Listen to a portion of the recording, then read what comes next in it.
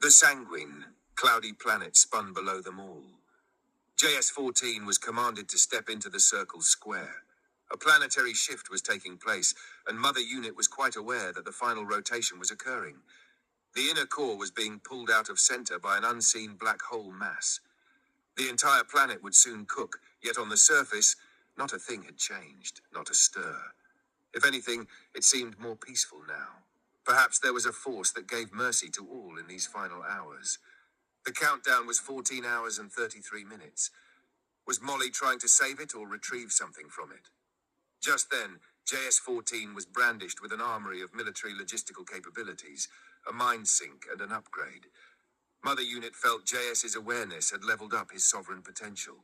It was good that the two of them would travel to a place that would become that much more hostile by the hour. I should tell you, Js-14, that there is more than a good chance you will not survive this journey. However, in the entire universe, you and Molly are by far the most capable, and this isn't by chance. There will, at some point, be enough magma released into the upper core to redistribute and lay bare an object that can only be retrieved at an uncertain point. If this object is revealed prior to this planet's destruction, we can shield it from further damage and even use the still smoldering lava to terraform the surface. This object is the fourth crystal. If I can retrieve this and place it with the first 3 of the 11 crystals that pair with these, time itself will cease to send any to ruin. This is said by the ancients, who were ancients even during those first cycles and eras from the beginning of all things. There is an unseen, slow progression of war that crawls toward an outcome as time spins ever faster now. Most don't know it and are unaware. We must return this crystal and all others to the coldest region outside of space, tucked between realms, in a final place within this realm between realms. Here, the crystal must be returned and will bring order back to the Great Cube. With these 4 components, balance will begin to be restored before the next cycle's cataclysm grows ever closer. Once this piece is retrieved, however, and this is the caveat, we can travel through time to accomplish the retrieval of the remaining 7. That is, if you can successfully retrieve it. Just then, the 2 were ejected from the ship along with ZR-2, a smaller version of Js-14, but built for battle and collection retrievals. ZR-2 was light enough to use boost rockets built into his frame. However, both Molly and Js-14 had been given new wings. The flight down was harrowing to watch, as the 3 definitely tested out their skills. The massive flying beasts were beginning to act a little aggressive, sensing something was coming, but they weren't yet truly a threat. A massive data log of the entire planet's history was downloaded to them now, but ZR-2 would need to follow their lead. Collect samples from all these base genetic creatures, flora and fauna, ZR, commanded Js-14. Now follow my lead, Js-14, exclaimed Molly. As they came to the opening, ZR-2 zipped out of focus, hurriedly carrying out his given tasks. If this planet was doomed, they could at least preserve its essence so that it could be birthed in some way again. Js converted his wings into a pliable wingsuit as they neared the planet's surface, while Molly pulled back, igniting her own self-leveling boosters.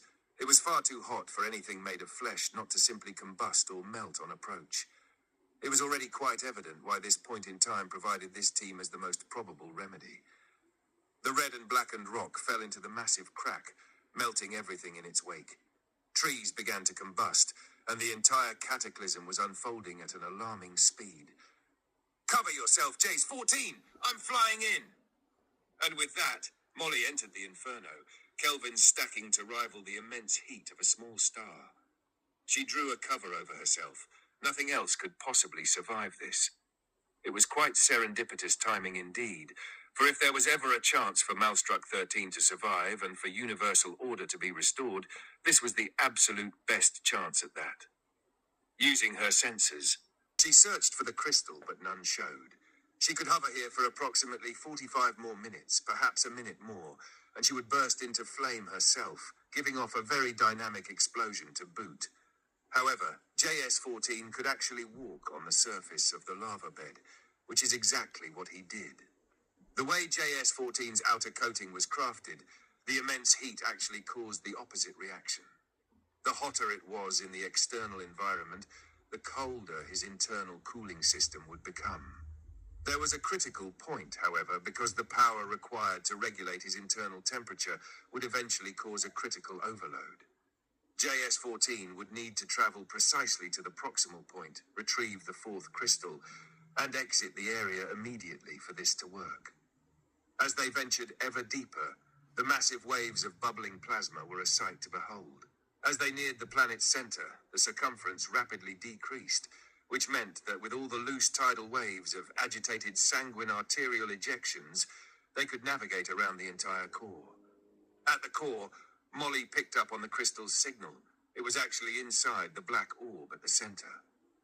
"It is found there, Js-14," Molly called out, pointing at the black spherical core.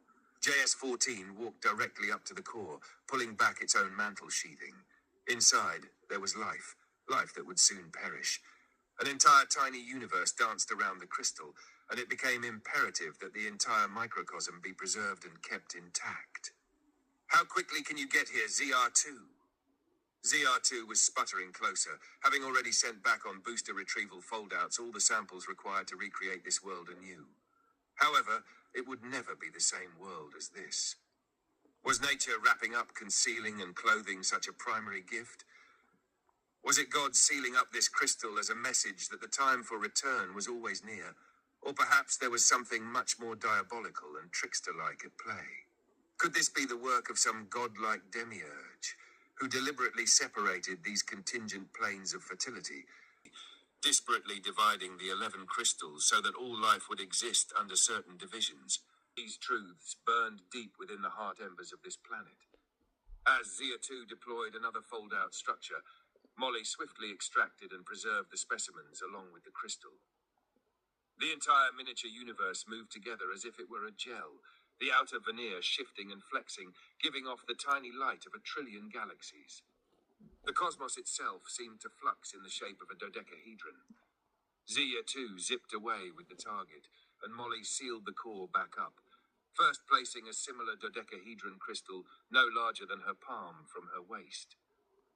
As soon as she set it into place, the crystalline structure instantly grew under the immense heat.